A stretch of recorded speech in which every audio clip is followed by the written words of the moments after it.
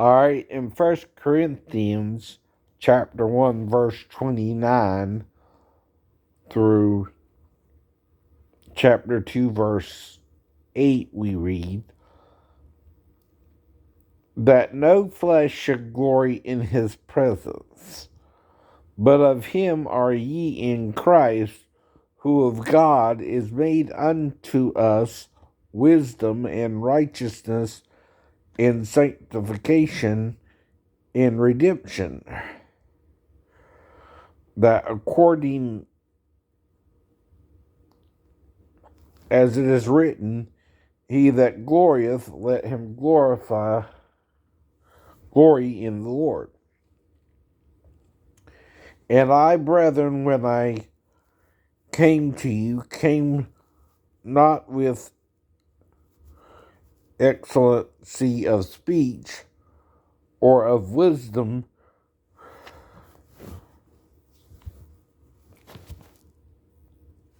declaring unto you the testimony of God. For I determined not to know anything among you save Jesus and him crucified. And I was with you in weakness and in fear and in much trembling. And my speech and my preaching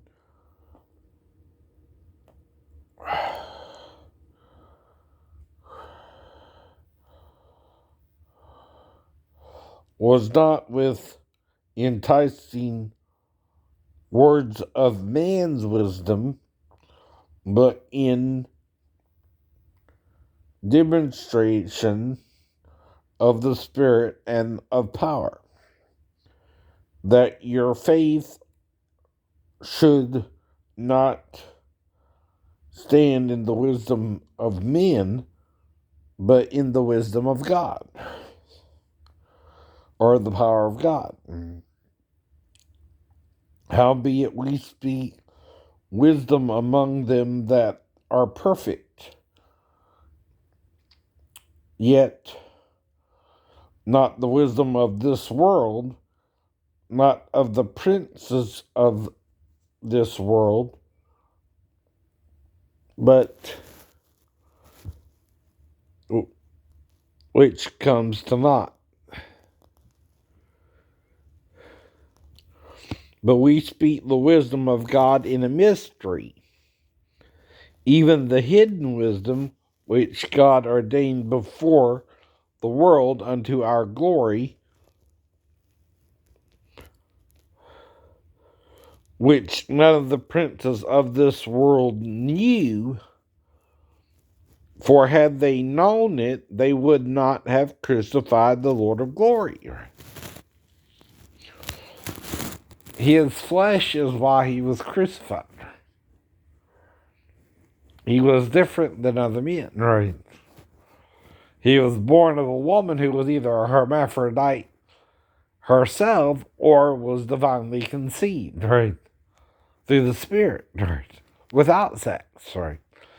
But men have a problem believing that at all. That makes him like Adam before Eve was taken out of him and before the fall, when he finally named his female Eve. And in chapter 5 of Genesis, we are told their names were Adam, right?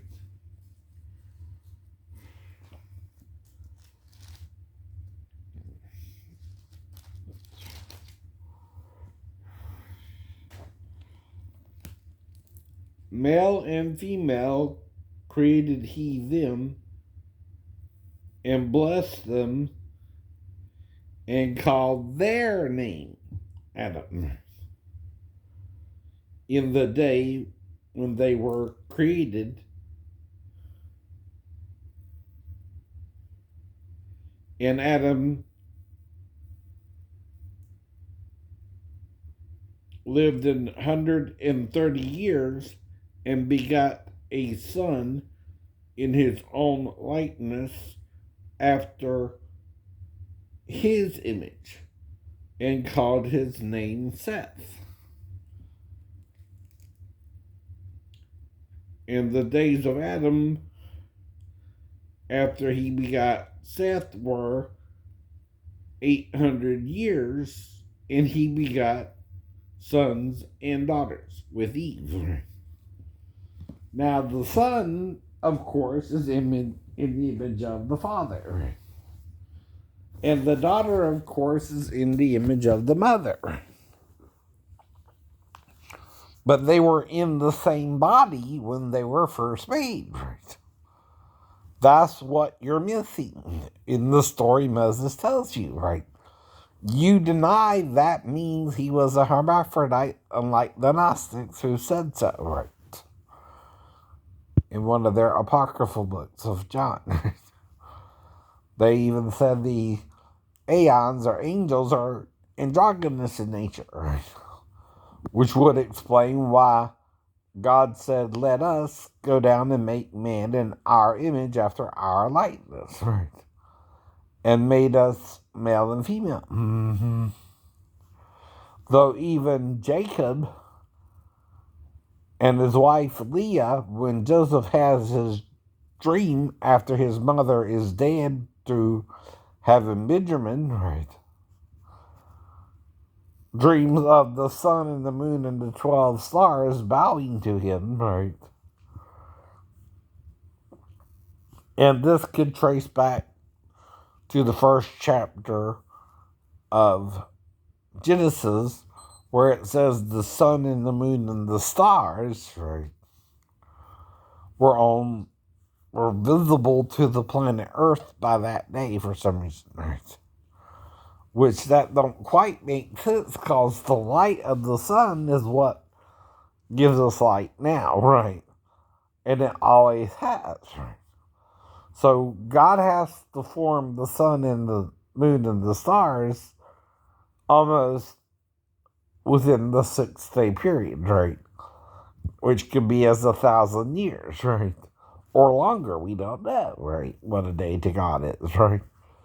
But however long it took to make the heavens and the earth, it was in the beginning, right? And every time God has to replenish the earth, he talks of it taking 6 days to do so, right? Now, if we keep knowing Satan at a certain point in our evolution, right? Since God made everything possible for every creature to reproduce after its kind or species, we know we're not a gorilla, though we're similar in nature to a gorilla, right? We don't try to mate with a gorilla because they might attack you, for one. For two, right?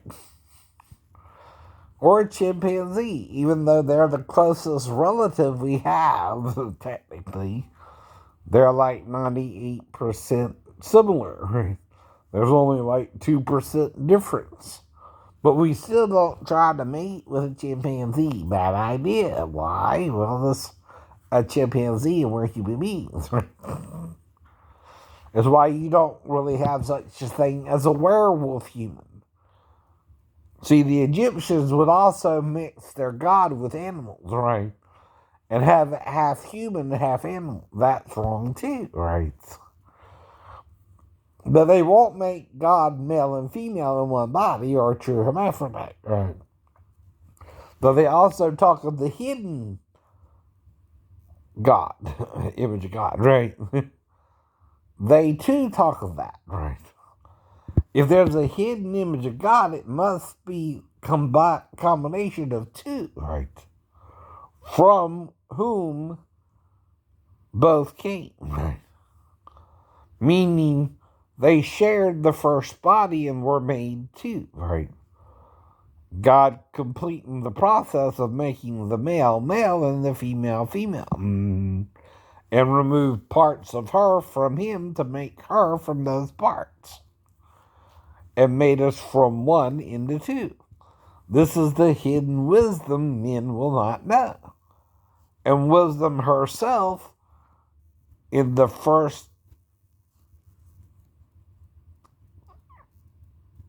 5 chapters of Proverbs, is referred to as a she. Right?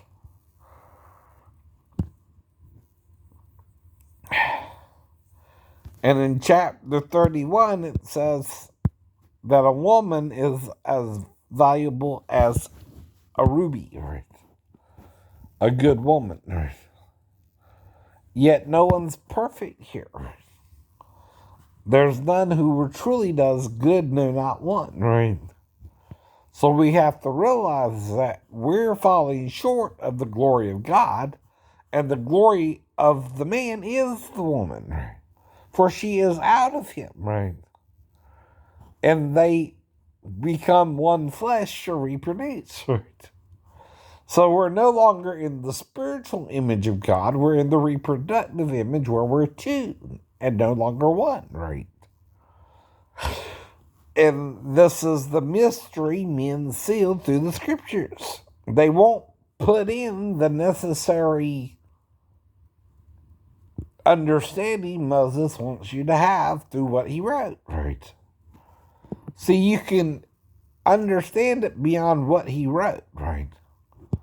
Like, why did Eve answer the serpent? It was the tree in the middle of the garden, giving an actual location to the serpent, right? When the tree of life is the tree in the middle of the garden, right? Right?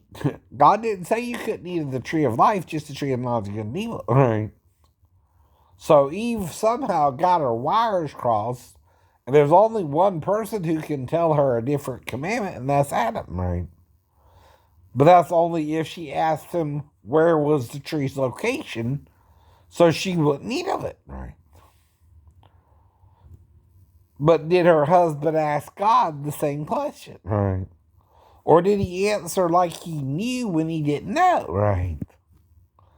That's another thing men do according to the Gnostic Gospels. They add to the commandment of God a commandment of men, telling her not to eat the tree in the middle of the garden when that's not where the tree was located, right? And if the body of Satan himself, right, and Jesus was there as the tree of life, right? For if they do these things to a green tree, what shall be done in the dry? He said in Luke 29, right? Or, I'm sorry, 23:29, right? When talking to the women, right? Might be before that, but somewhere around there, 28, 29, right? And again, right? You don't want to hear the truth because when Constantine stepped in, the Orthodox were saying the Gnostics were wrong, right? But that don't mean they were wrong, right? The Orthodox were wrong, right? They made God a common male when he was not a man, right? Even his disciples wondered what manner of man was this, that he could still the wind and the rain, right? And the storm, right? He also said, if he's David's son, why does David then call him Lord in the Spirit? He does try to tell them before the cross as well that he is more than a man, right? More than a woman, right? In saying not to love even your father or mother more than him, right? Keyword is more than, though. It don't mean you don't love them as your mother and father, idiot, right?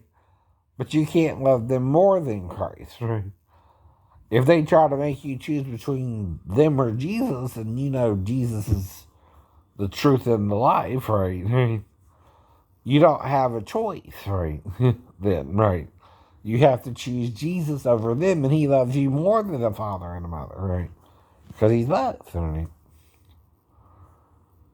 And that's the whole point. Again, in Psalms 27:10, it tells you this.